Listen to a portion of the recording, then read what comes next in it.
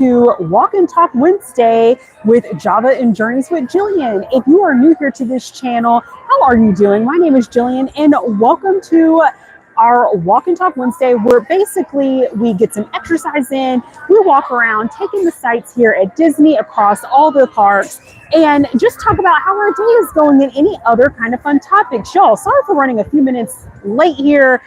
As you all know, this is not my full-time job. I wish it was. I wish it was so badly. We're just going to keep manifesting that, so maybe one day in the future I can turn this dream into reality. But trying to run from last meeting at work all the way here, but I'm excited. And again, the whole point of this is to just walk, break away from the work day and have a good time with you all. So I hope that you actually have had a great day and that your day has not been too crazy, insane, stressful. If it has, I hope that this live stream brings you the joy and entertainment that you need. So if you haven't done so already, hit that like button, hit that subscribe as well. So that way you can always be alerted to other videos that I have uploaded here on YouTube. And even you can join in and be notified when I post content on my live streams. Let me show you all the view that we are working with here at Magic Kingdom. It is a beautiful day here in Orlando, Florida. The sun is out, barely a cloud in the sky, and y'all, it is not crazy hot and humid. So let's go ahead and get on our walk. And again, going with the theme, if you were able to put on those walking shoes and grab your favorite beverage of choice, you all know me, Java and Journeys with Jillian. We are obsessed with caffeine here. I love a good coffee. But I also love the opportunity when it's possible to have a delicious coffee, have a beverage, and just take a good walk, right? Like, I think sometimes, I don't know about you all, but it's so easy after work to just kind of go home, eat dinner, and like veg out. And certainly there's opportunity and room for that. But for me personally, a part of these walk and talks is just to get out, get away. I work remotely, which is awesome. I feel very privileged and blessed to be able to have a job where I can work remotely full time. And so sitting at home all day, sitting in the office, it's really nice to be able to just get out of that setting and be here with you all, especially when the weather is beautiful. Y'all, I am not looking forward to the summer because this is going into my second year living here in Orlando, and it is so hot and humid. And I've mentioned this before on my other channels that it's like, girl, you certainly picked the right state, because I am not a fan of excessive heat or hot weather, but I'm originally from the South, so I'm used to it. But I cannot wait. My goal one day is to move back to the West Coast. Most recently, I lived in Southern California for a couple of years before moving to Florida. Before Southern California, I lived in Seattle, and I love the West Coast. The West Coast is the best coast. Not to throw shade at anyone who is from the Midwest, currently living in the Midwest, or even the South or North, because, you know, there are certain parts of the U.S. that are amazing and wonderful. But for me, your girl is a West Coast girly. We are just here enjoying ourselves in Florida for the period of time that we're here, with the long-term goal of going back, because I just miss it, and the weather most importantly. Because if you haven't lived or even visited Southern California, Disneyland is bomb. I have also mentioned this before in some of my other channels that I prefer Disneyland over Disney World any day of the week. And y'all, do you see how crazy busy it is right now? I'm trying to get a good walk on so we can start working up a good sweat, but y'all, the crowds are insane, facing major gridlock. So we're going to take a shortcut around the castle, and we're probably going to actually really get into our walk, starting from Frontierland, and just like make our way over. That gridlock was getting a little bit too real for me. But if you haven't been to Southern California, what I absolutely love about it is you have warm days, but it always cools off the evening. It truly is perfect weather. So drop down in the comments if you love Disneyland, if you are a huge fan of vacationing and traveling in Southern California. Let me know. I personally love it. I miss it. I can't wait to move back eventually. But for now, I also am just going to enjoy being here for the time being. Now, what is our topic for our walk and talk for today?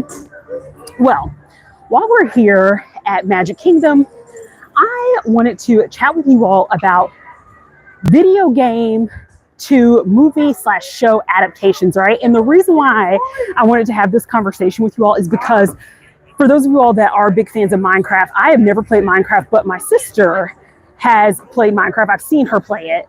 And with the Minecraft movie just being released recently, it was a huge box office success. And I haven't seen it yet. I don't know if I will see it. We'll see. And let me just show you all where we're at, heading through to Adventureland. I will probably wait and see the Minecraft movie when it is actually out, like available for streaming. Drop down in the comments. Have you seen the Minecraft movie? What did you think? Let me know. I'm sure, I mean, Jack Black is in it and he's pretty hilarious. There's also other great like casting in it.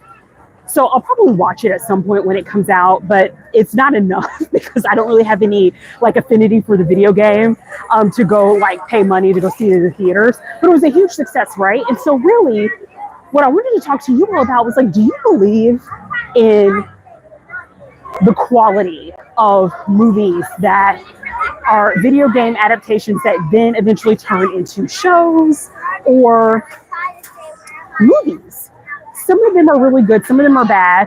If you haven't had the opportunity, take the poll that I posted on my channel where I basically asked everyone, like, do you love them?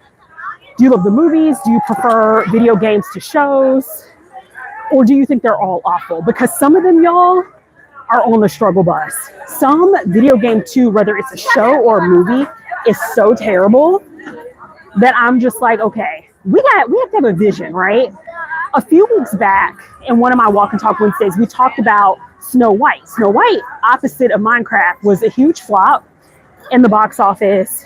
And we had a whole like conversation around like, even in Disney's case, are they leaning on adapting their animated films to live action movies a bit too much? Or should they focus on something else, like coming up with purely original content? And it was an interesting conversation. And y'all, we're gonna try to get around. It is so hectic out here. And I'll also say, just interject for a moment, y'all, I'm doing this for you. So Magic Kingdom is not my favorite of the parks here at Disney. I don't mind it. I'll go. And certainly there's some great memorable rides. Like I love Haunted Mansion. That's my favorite. I love Tiana's Bayou Adventure. Of course, big up to my girl Tiana doing her thing. But it is just always so busy. And this is why I love Disneyland, because also my co-producer, aka husband, and I, when we would in the evenings after work go to Disneyland, y'all, we could get in so many different rides and just stroll and have a merry old time. That is not the same here at Magic Kingdom. Like, it's always busy, it's always crowded, and it is so hard to get around. But I know a lot of you all love my walk and talks for Magic Kingdom of all the Disney parks, which makes sense. Magic Kingdom is, of course, magical, and there's a lot more to look at. So let's get back to the views. But sometimes it just like being here tests my patience because it's difficult, right? There's people everywhere, but we're gonna make the most of it. And you know, we have a good strut going on right now. But going back to the topic at hand, as we continue to pass through Adventureland, passing by Pirates of the Caribbean, is this concept of what are some of your favorite, if you are a person, a lover of video games, and you have a particular movie or show that you like. On that poll that I posted on my channel, as examples, like for movies, of course, I posted a Minecraft movie poster. For the other option of, do you have a preference for video games to shows, I posted a picture of The Last of Us, which is wildly successful. And then for like, I think they're all awful, I posted a picture of Borderlands. Yo, I have never played Borderlands. Let me tell you all something. Drop down in the comments if you love the Borderlands movie. Borderlands came out like some time ago, starring Cate Blanchett and Kevin Hart. And I want to say, I think, was Jack Black the robot? I don't know if that was Jack Black. If you all know who the robot, who did the voice of the robot in Borderlands, put that in the comments And while we're talking, we're about to pass by Tiana's Bayou Adventure. But y'all, Borderlands was so bad. So bad. And I feel like it had potential, but honestly, I'm like, the casting was weird. Jamie Lee Curtis was in it. And I like Jamie Lee. But again, the casting was so weird. Like the character she played, which was like basically the friend of Cate Blanchett's mom's, a friend of her, the character's mom, who helped take care of her because her mom like passes away. Y'all, I was just like, what is happening? What's this plot? It just wasn't very good. And y'all, we were passing by Tiana's Bayou Adventure, which I absolutely love. Drop down in the comments if you have had the pleasure of being at Magic Kingdom and you've written Tiana's Bayou. It is so much fun. It is such a cute ride. And I know it's a little bit controversial because some people miss the ride. What was it called before Tiana? Yeah, country. Is it Country Bear Jamboree? Y'all, I should know this. But the ride before, you know, of course, Tiana series is like so controversial. Some people were like, oh my God, like, why did they change it? I'm sorry. And because I am also a Black woman, I'm like, no, we need more representation. We need more representation. So I am down for supporting my girl Tiana up in this space. But back to the topic, Borderlands was so awful, and it made me think, given the success of Minecraft, not that those two movies are comparable because they're absolutely not, they're so different, but it's like there's so many video games that have been adapted into movies or shows that have completely been a complete flop, a fail, a big F. Like I even remember when Sonic was in production and it was about to come out, they had to pause releasing Sonic because they had to redo some of the graphics and I think the way Sonic looked.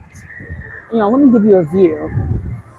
We're much more close to the Bayou Adventure. And also, fun fact, this ride does not get you as wet if you sit toward the middle or back. Versus if you sit in the front, it's over. You are probably going to get very wet. And let me also tell you all something, as someone who, like, before it transformed to Tiana's, when it was the Country Bear ride, which I am like totally blanking on the name. Splash Mountain. Whew, y'all, the synapses are firing. Splash Mountain. Before Tiana's Bayou was Splash Mountain. I went on it at Disneyland not knowing how wet. I was completely soaked. And as I was telling y'all with the weather in Southern California, at that time I wasn't living in Southern California, I was just visiting. And I did not realize how cool it gets in the evening. And I was so miserable because I was wet, I was cold. And what do you know? Disney made some coin off of me because I immediately went over to the gift shop and purchased a crew neck sweater. Lesson here is always be prepared because you never know. And just make sure to do a little bit of your research. Yeah. Okay, so Whitney is going to get some jalapeno poppers. Y'all, I'm going to keep walking and talking with you all and keeping pace. I'm going to show you all actually this view while Whitney is getting her jalapeno poppers. Y'all, my sister, I love her. She's so trifling. We're supposed to be walking and talking and she's getting jalapeno poppers. And my sister is also skinny. And I'm like, and I'm a big girly. And I'm like, life is not fair. How is it that my sister is thin? And granted, she doesn't eat a lot. That's the thing. And I'm like, here I am. I can't even look at a jalapeno popper without gaining like 10 pounds. But needless to say, oh, and the Mark Twain is coming through. Let me show you all. This is nice because we're able to walk and enjoy this beautiful view. I'm going to be sad when all of this goes away because they're turning this all into Cars Land. But going back, I know I'm like going off of all these side tangents. So they postponed the release of Sonic, released it later. And I think Sonic did okay. Like I want to say there's like 3 Sonic movies with Jim Carrey as Dr. Robotnik. I have not been interested and compelled enough to see any of it. So I don't know.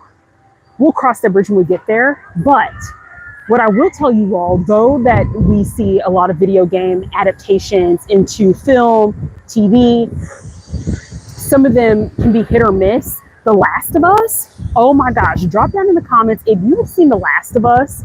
Tell me what you think. The Last of Us is so good. And I didn't play the video game, but I watch a lot of gamers. And so I already knew the plot. I've seen the full game from start to finish. And so I already knew what to expect. I was blown away with how great of a job. I want to say that The Last of Us is on Showtime, if I'm not mistaken. I was in shock at how well they did. And of course, they have season 2, which I think season 2, if it's not already out, it's about to come out really soon. And The Last of Us, oh my gosh, so good. So we're gonna walk back, see my sister got her jalapeno popper. So I do think there are like instances where video game adaptations can be so solid, but y'all, like I said before, whoever is directing and producing, you have to have the vision. You have to have the vision for the right cast. You have to have the right vision for the script.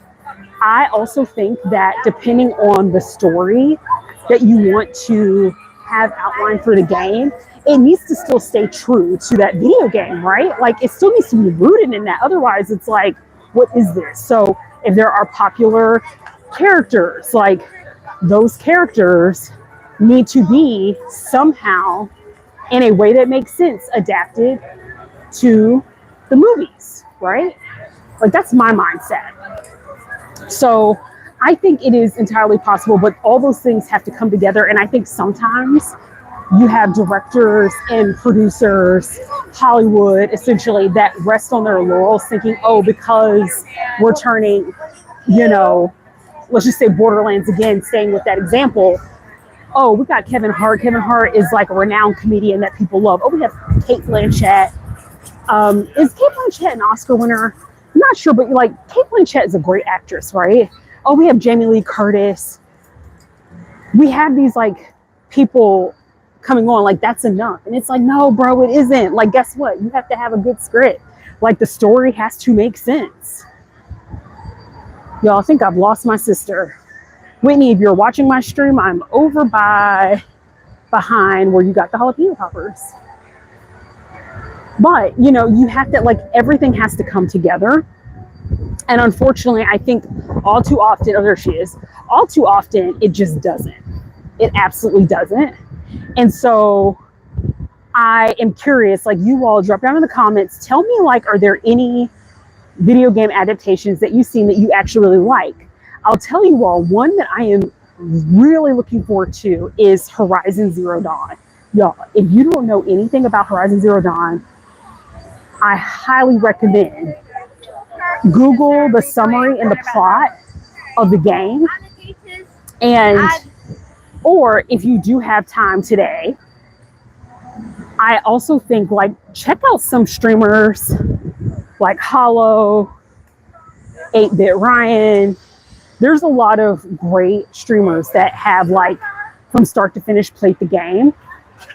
And how I first learned about Horizon was my co-producer, aka husband, one day was like telling me about the game. He didn't tell me like the full plot. He was just telling me more so like overall. And I was watching him play the game and I'm like, wait, why are there these like robots? But it seems like you have these like robots in the shape of animals in like a time of the past where we would not have had the technology for any type of robotics.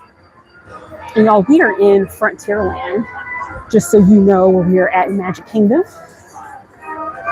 And so for me, I was instantly hooked just because I was confused at what was going on. And y'all, essentially, I'll tell you like high level the plot because it's kind of scary because to me, it's like indicative of where we're going. But essentially, this billionaire, megalomaniac, Ted Faro, who's kind of like the antagonist, not kind of, is the antagonist in Horizon Zero Dawn, creates this robotic militarized technology where these robots can self-replicate by consuming organic matter. So what I mean by that is, like, for example, if a robot in combat gets shot, right, and let's just say some of its parts have flown off, it can actually heal itself. And even some of the robots had the ability to create other robots by consuming like trees or anything living, essentially anything living. So he ends up basically creating a line of these robots that didn't have a way to be hacked or shut down if, let's just say, something's going on and the robot goes out of control, right? So let's just say hypothetically you have a robot and you think you're controlling it, and maybe you are, but then it glitches out and all of a sudden it starts behaving in a way and doing things that you didn't command it to do. So he basically, though, made a line of robots that are unhackable. There's Haunted Mansion, my favorite ride, over in the corner. But basically, unhackable. So what happens? These robots replicate. They actually end up hacking into like our technology, consuming the natural matter. So basically, it makes it to where they also, oh, by the way, when we talk about consuming organic matter, they can also eat humans and living things. Basically what happens, and these robots are near the brink of like basically destroying the world. So basically a team of scientists led by another character, Dr. Elizabeth Sobeck, basically come up with a plan called Zero Dawn to try to save the world. That's all I'll say about it, because otherwise I'd be giving away too much of the plot. Y'all, it's so good. It is so good. And I think the reason why that game was successful, there's two of them. There's Horizon Zero Dawn and there's Horizon Forbidden West. And they're coming out with the third one in the series. And they greenlit a show that's going to be coming on Netflix at some point. And that makes me nervous. As we're passing through Fantasyland, your girl's nervous for Horizon and what that's going to look like. Hey, what's up, Nino? Thank you for joining. Salute.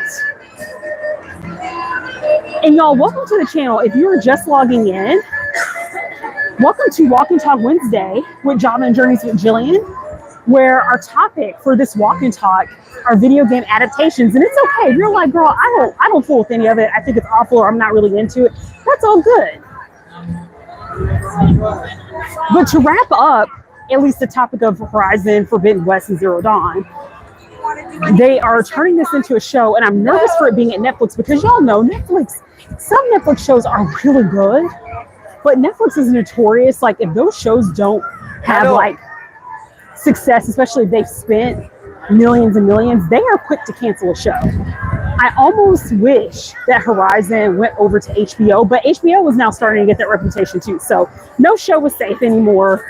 They basically have to be big hits if they have big budgets. So I'm just hoping that they do the story right, because if they do it right, I think it is going to continue to grow in terms of audience, because the story is so compelling and it's so relatable to what we're going through, I think, as a globally, in terms of how billionaires and the wealthiest people basically control different outcomes, right, of what happens, and even it could be at our detriment. And so anyway, I highly recommend check out the summary of the game and what it's about, because you will be hooked to the story, because the story feels too real. It feels way too real. So I am looking at my poll before I actually got into Magic Kingdom. I will say it seemed like there was a split. There were, of the people who took the survey, small handful, but 40% basically prefer video game adaptations into shows, while another 40% were like, they're all awful. And I feel you, because it's hard. Like, a lot of them are not very good, y'all.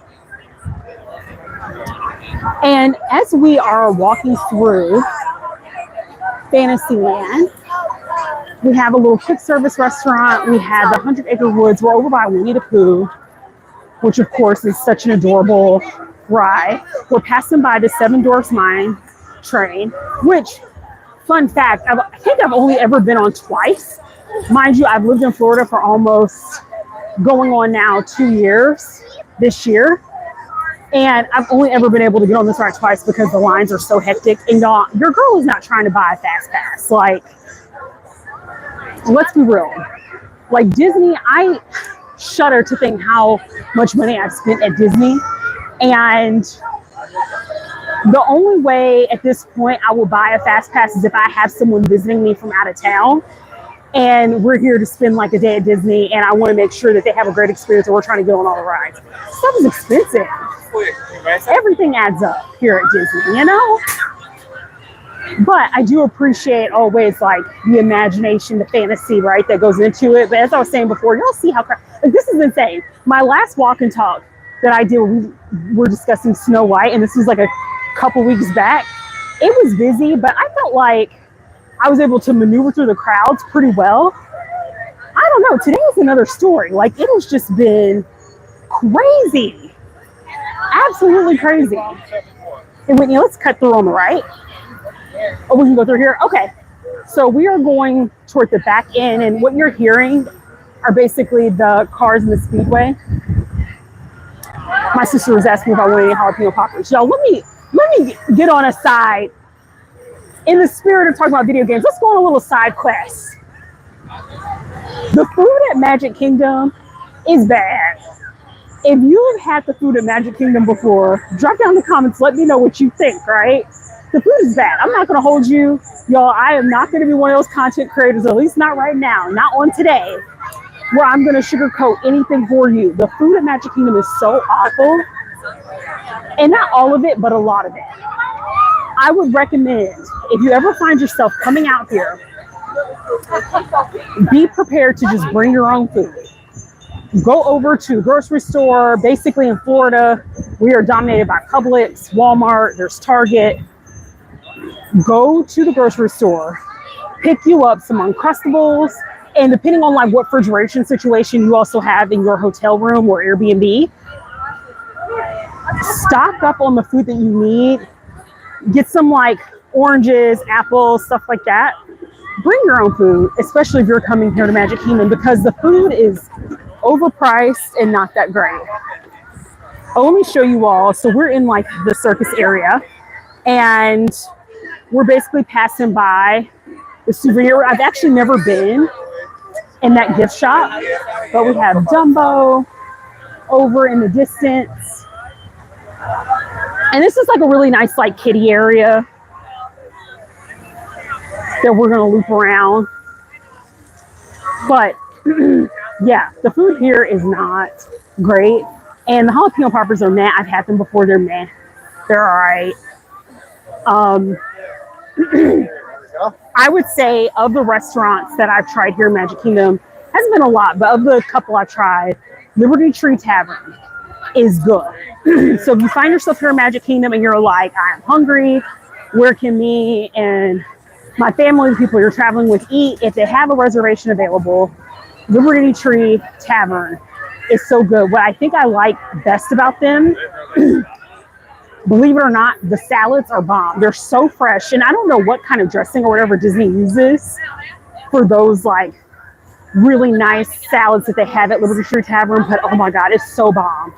And basically, in terms of the style of restaurant, it's like family style. So they'll bring you out like a fixed food from a fixed menu, and you can get as much as you want. We are on the backside of Tron. Tron is awesome. I've actually written Tron, I think, more times than I've written Seven Dwarfs Mine Train. I don't know how the heck that has happened, but y'all, Tron is everything. My husband, aka co-producer, first told me about Tron when he was in Shanghai, if I'm not mistaken. And he rode this ride so many times, but he was able to because the crowds weren't that bad. And so as soon as we found out that they were bringing Tron over here,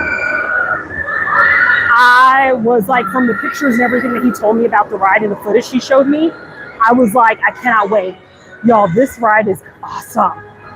It is probably one of my favorites. So Haunted Mansion, #1 favorite. I think Tron is probably my second. If you have any favorite rides that you've been on at Magic Kingdom, or even like rides that you've maybe seen on YouTube or just like in social media, drop down in the comments if there are any rides that maybe you haven't written them, but ones that you feel like you would probably like to try if you were to ever make it over to Magic Kingdom.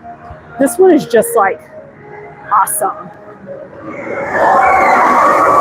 And it's like you're in this kind of like futuristic motorcycle, and it's like the right amount of speed for me, where as someone who is prone to motion sickness, it's not so fast that you feel like you're going to be sick, but it's fast enough to give you a thrill. I actually wish it was longer. That's my biggest complaint about Tron, is I feel like it's over with so fast because it's a good time ride. And we are actually, as we are walking with Tron now behind us, we are walking into Tomorrowland. So you'll see the people mover right in front of me. And we're continuing to make our way around. And I'll show you all what the front side of Tron. We have Space Mountain. And here's Tron. Oh, so good, y'all. So good. I like can't with how amazing Tron is. But to round out our conversation and closing it out, I'm talking about video game adaptations. For me, I haven't really seen a like video game to movie adaptation that I love. I know like Super Mario was a huge hit. I haven't seen that.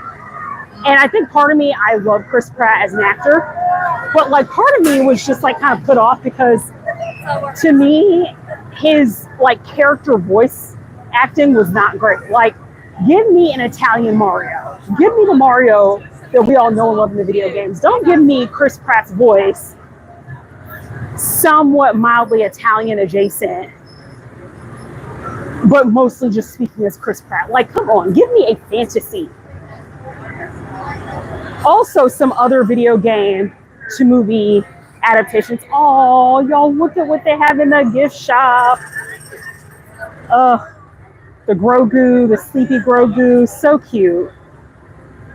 And though I'm not like a huge Star Wars buff, the merch is so adorable here at Disney. I actually just recently purchased Ewok ears. And less because, again, like I've seen Star Wars, I know about Star Wars. Star Wars is great, but I'm not like a super fan. But the Ewok ears are so adorable. I cannot wait to wear them. But some other video game to movie adaptations I think are okay. Silent Hill is a good one. Resident Evil, both, has been a show as well as a movie. The show on Netflix completely bombed. I don't even think it got renewed for a second season. And it was a far cry from, I think, the Resident Evil that we know and love. And y'all, what did I say earlier in our conversation? I feel like if movie directors and producers are going to do this, they need to do it right. Here's Joffrey's. Y'all know how I feel about my boo Joffrey. Right now, we're actually on good terms. You know, the past couple of drinks I've had at Joffrey's have been actually good. At Epcot, of all places.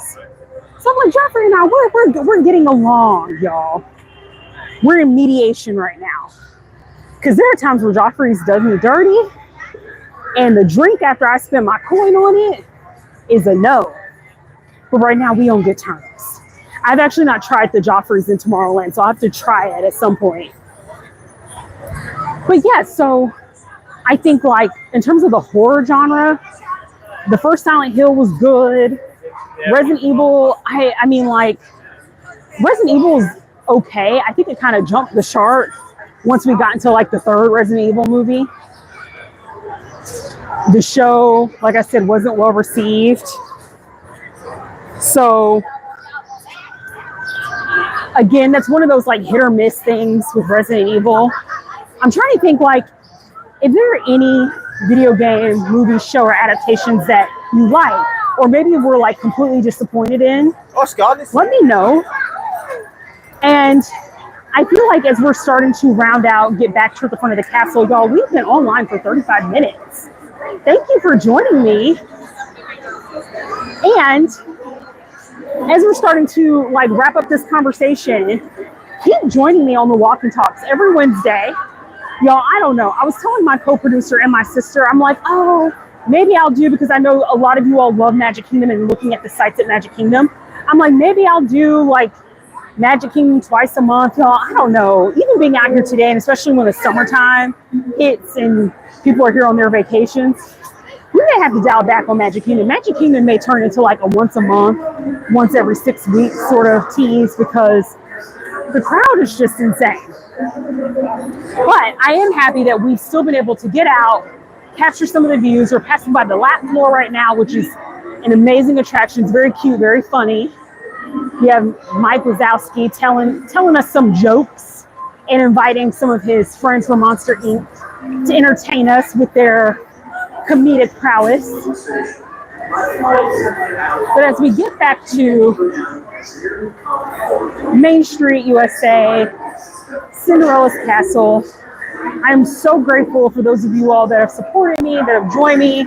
We're nearing close to 5,000 subs, which is incredible, considering that I'm still very young in my content creation career. I think I've been at this now for about 5 months. So I'm super honored. Keep joining me on these walk and talks. If there are ever any topics you want to cover, let me know.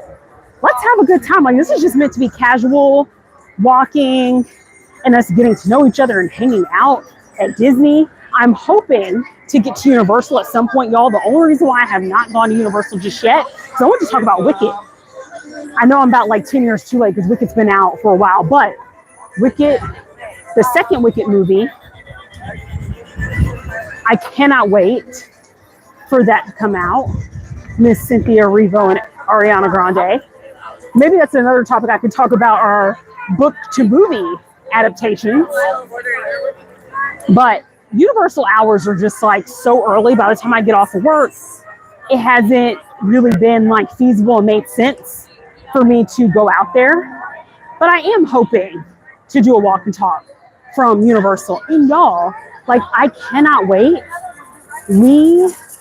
Myself, my co-producer, and my sister got tickets to go to Epic Universe next Friday. I cannot wait to go to Epic Universe. I'm so excited. I hope that the rides are actually working and that it's worth the coin that we just spent for a single day pass. And even like y'all, in talking about the weird hours at Universal, y'all, I'm not gonna hold you. Like, even Epic Universe, and I know that like Epic Universe is not fully open to the public just yet, but like the hours are like from 11 to 9. The one day that we were hoping to go, which was like the week after next, I think that Friday, it's like 11 to 6. And I'm like, hell no. Like, have you lost your mind? Like, you're charging me over $100 and you're just gonna let me be up in this piece from 11 to 6 o'clock? I don't think so. I'm like, y'all can't open up at 9 o'clock? Come on now. But it is what it is. Y'all, okay, let's look and see how many miles we've put into this walk and talk. So we have walked almost 2 miles and we have taken over 3,700 steps. I'm proud of that. High five, y'all. We did this. We did this. So, y'all, as we close out, you all know that your girl loves to stay well caffeinated. So I am probably going to pick up a little Starbucks, a little drinky drink to keep myself going, and maybe try to hop on a ride or two while we're here at Magic Kingdom. I'll show you all the view of the castle as we close out. But irregardless of how you feel about video game to movie adaptations, I feel like there's something for everyone. And when the producers and directors actually get it right, y'all, it's golden. It's The Last of Us. It's Emmy worthy. For some, it's Oscar worthy, though I have not yet seen a video game to movie adaptation that I have felt like is Oscar worthy just yet. But who knows, it could happen. And here's hoping, fingers crossed, for the success of Horizon Zero Dawn for those of you all that are Horizon fans out there. Yo, listen, catch me up. We'll be right back out at Disney here for our next walk and talk next week, unless the time and the weather permits, and maybe we can tiptoe over to Universal. But thank you so much for joining me. I hope you have a great rest of your evening. Don't forget, hit that like button, hit that bell to subscribe so that way you're notified of all my videos. And with that being said, I hope you have a great evening. Catch you on the next journey. Bye.